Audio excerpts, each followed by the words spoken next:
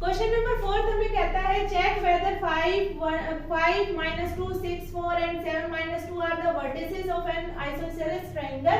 सबसे पहले मैं बता देती हूँ वर्टिसेस कौन से होते हैं, आपके पॉइंट्स होते हैं जहाँ पे दो लाइनें क्या करती हैं आपकी मिलती हैं। उसके बाद आपका आइसोसेलेस कौन सा ट्रायंगल होता है, आइसोसेलेस ट्रायंगल वो ट्रायंगल होता है जिसमें आपकी दो साइड्स क्या होती है, इक्वल होती है। ये चीज आपको इसमें क्या करना है, प्रूव करके दिखानी है। तो हमें क्या करना पड़ेगा, तीन वर्टिसेस दिए हैं हमें, तो तीन वर्टिसेस हमें शो करने पड़ेंगे ट्रायंगल के ऊपर। तो first of all we have to draw a triangle. Triangle के अंदर हमें क्या करने पड़ेंगे, इन पॉइंट्स को उसके ऊपर रिप्रेजेंट करना पड़ेगा। पॉइंट मान लीजिए पॉइंट ए है, पॉइंट बी है और ये पॉइंट क्या है आपका सी है। तो पहले कोऑर्डिनेट्स आपके कितने हैं, 5 एंड -2। दूसरे आपके कोऑर्डिनेट्स हैं 6 एंड 4।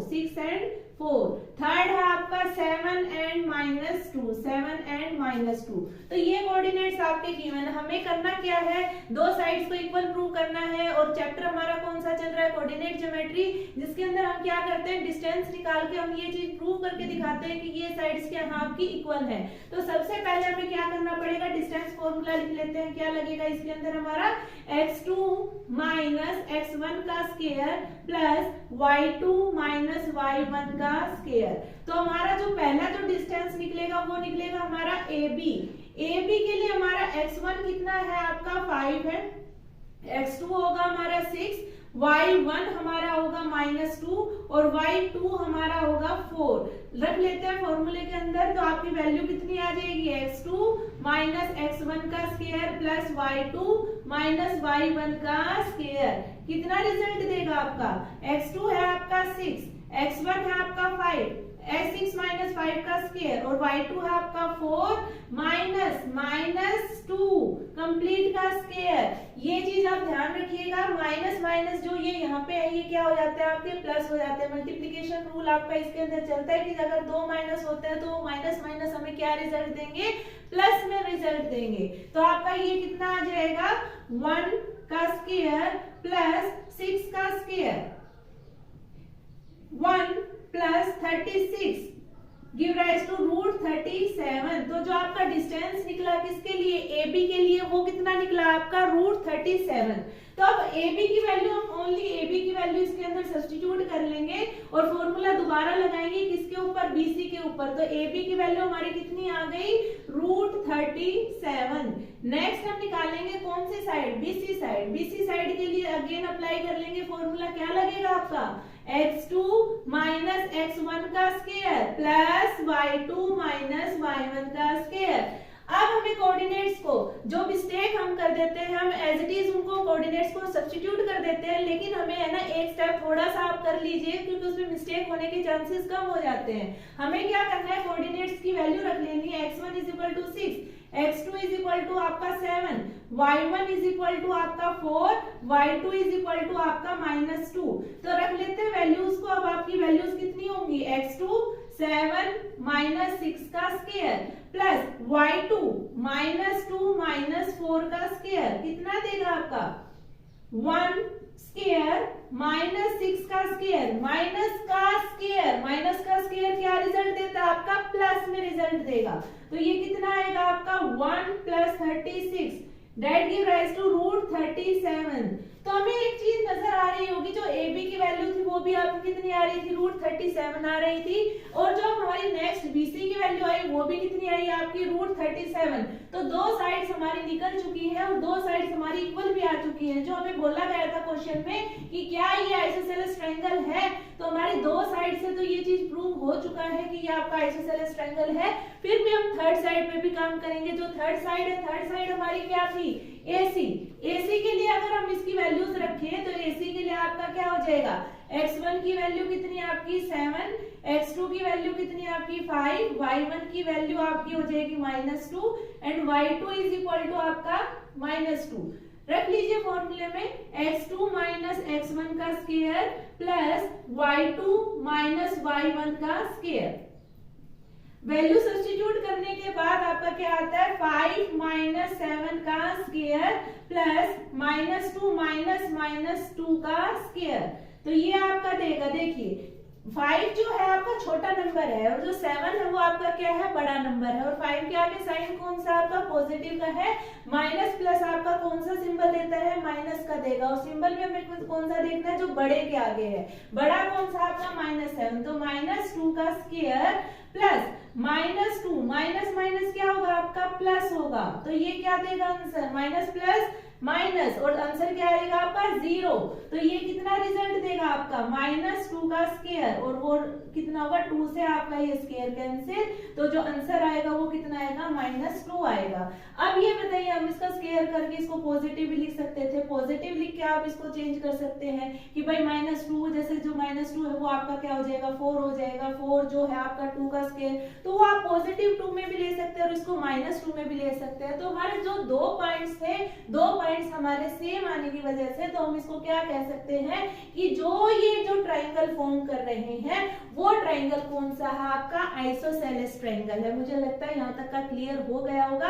आगे कंटिन्यू करेंगे क्वेश्चन नंबर 5 को। आगे कंटिन्यू करते हैं क्वेश्चन नंबर 5 को। क्वेश्चन नंबर 5 हमें कहता है कि एक क्लासरूम के अंदर 4 फ्रेंड्स हैं और चारों को इस तरीके से बिठाया गया है कि जैसे कि आपको पिक्चर में दिखाया गया है। चंपा एंड चमेली वॉक इनटू द क्लास। चंपा और चमेली ने क्या किया, क्लास में चलना शुरू किया। And after observing for a few minutes, और कुछ मिनट ऑब्जर्व करने के बाद चंपा आज चमेली, चंपा ने पूछा चमेली से कि do you think ABCD is a square, कि घूमने के बाद जैसे जो बच्चों का अरेंजमेंट था, क्या ये आपका अरेंजमेंट किस शेप में है, स्क्वायर शेप में है। Using distance formula find which of them is correct. तो चमेली जो है ना वो डिसएग्री करती है, कि चमेली कहती नहीं ये स्क्वायर नहीं है। तो अगर ये स्क्वायर नहीं है तो डिस्टेंस फॉर्मूला अप्लाई करके आप इसको प्रूव करके बताइए, क्या चमेली ठीक, जो चमेली जो डिसएग्री कर रही थी क्या वो ठीक थी, क्या ये आपका जो चंपा जो कह रही है स्क्वायर है वो स्क्वायर ही बनेगा। तो ये काम आपको कैसे प्रूव करके दिखाएंगे आप, डिस्टेंस फॉर्मूला अप्लाई करके।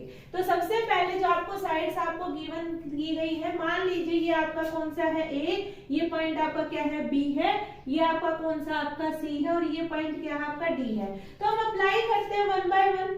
अप्लाई करने के बाद ही हमें पता चलेगा। सबसे पहले हम साइड देखेंगे ए बी। ए बी के ऊपर जब हम अप्लाई करेंगे तो ए बी में आपका जो x2 कितना बन जाएगा आपका 6 माइनस 3 का स्क्वायर। दूसरा आपका y कितना बनेगा, y2 माइनस y1, 7 माइनस 4 का स्क्वायर, 7 माइनस 4 का स्क्वायर कितना आ जाएगा आपका 3 का स्क्वायर प्लस 3 का स्क्वायर। तो ये तो कितना बन गया आपका 9 प्लस 9 कितना आएगा आपका 18। अब जो 18 है ना, 18 को आपको थोड़ा सा सिंपल फॉर्म के अंदर इसको लिखना होता है। 18 की बजाय हम इसको थोड़ा और सिंपलर बनाते हैं। हम इसके क्या निकालेंगे, फैक्टर्स निकालेंगे। फैक्टर्स निकालने के बाद हमारा कितना आता है आपका 2 9 जा 3 3 जा 3 3 और ये आपका 1। जो 3 के है वो आपके क्या बन गए, पेयर बन गए, लेकिन जो 2 है वो आपका सिंगल रह गया। जो सिंगल रह जाता है उसको हम किसकी टर्म्स में लिखते हैं, रूट की टर्म्स में। तो जो 3 है 3 और ये किसकी टर्म्स में आ जाएगा, √2 की टर्म्स में। तो जो हमारी ए बी की वैल्यू, अब हमें कंप्लीट नहीं रखना है इसको, ए बी की जगह हम क्या लिखेंगे 3√2। जो हमारा आंसर निकल के आया वो आंसर कितना निकल के आया हमारा 3√2। अब बात करेंगे हम नेक्स्ट डिस्टेंस की। नेक्स्ट डिस्टेंस हमारा ए बी मतलब क्लियर हो चुका है। उसके बाद हम बात करेंगे बीसी की। तो बीसी पे अप्लाई करते हैं। बीसी पे अप्लाई करने के बाद x2 देखेंगे। x2 कितना आपका 9 माइनस 6, 9 माइनस 6 का स्क्वायर। दूसरा कितना है 4 माइनस 7 का स्क्वायर कितना आ जाएगा आपका 3 का स्क्वायर। और ये अगर प्लस माइनस माइनस सिंबल जो बड़े के आगे है, बड़ा कौन सा आपका 7, तो -3 का स्क्वायर। तो कितना रिजल्ट देगा आपका 9 plus 9 total give rise to 18। 18 का अभी हमने सोल्व किया है, तो 18 का जो हमने सोल्व किया तो कितना है आपका 3√2। तो कंप्लीट रब करिए इसको और अब आंसर आपका कितना आ जाएगा 3√2। दो साइड हमारी निकल चुकी हैं, दो डिस्टेंस हम निकाल चुके हैं। एक जो ए बी की वैल्यू कितनी आ गई है 3√2 और बीसी की वैल्यू कितनी आ गई है आपकी 3√2।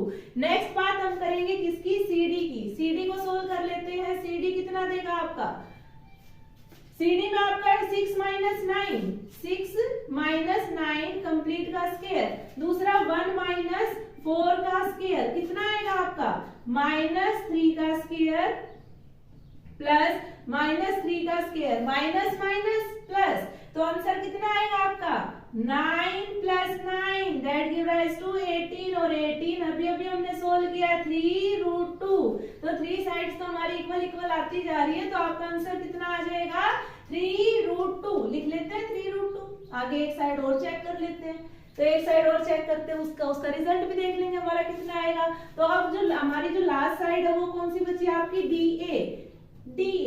DA तो हमने सोल्व किया, DA में आपका x2 कितना बनेगा 3 - 6 का स्क्वायर प्लस 4 - 1 का स्क्वायर कितना निकलेगा आपका -3 का स्क्वायर प्लस 3 का स्क्वायर कितना निकला 9 + 9, ये तो आपके सारे इक्वल निकल के आ रहे हैं, कितना आ गया 18 3√2। तो अब हमने चार साइड तो प्रूव कर ली, लेकिन हमारा एक काम और भी इसके अंदर होता है, हमें क्या करना पड़ता है, खाली चार साइड से काम नहीं चलेगा, हमें क्या चेक करना पड़ेगा, हमें इसके डायगोनल्स भी चेक करने पड़ेंगे, क्योंकि वो क्या कह रही है वो लड़की की आपका वो क्या बनाएगी स्क्वायर बनेगा। तो स्क्वायर बनाने के लिए हमें क्या करना पड़ेगा, उसके डायगोनल्स को भी चेक करेंगे। तो डायगोनल्स DA की वैल्यू पे हमारे पास निकल के आ चुकी है, DA कितना निकल के आया हमारे पास 3√2। अब जो डायगोनल है, डायगोनल हमारे पास दो है, एक डायगोनल कौन सा AC और एक डायगोनल कौन सा आपका BD। डायगोनल AC को चेक करते हैं, AC में हम सोल्व करेंगे तो कितना आएगा 9 - 3 का स्क्वायर 9 - 3 का स्क्वायर प्लस 4 - 4 का स्क्वायर कितना आया भाई 6 का स्क्वायर 6 का स्क्वायर 6 से 6 कैंसिल, आपका आंसर आ गया 6। नेक्स्ट एक अब AC की वैल्यू में हमारे पास निकल के आ चुकी है, AC की वैल्यू कितनी आई आपकी 6 आ गई।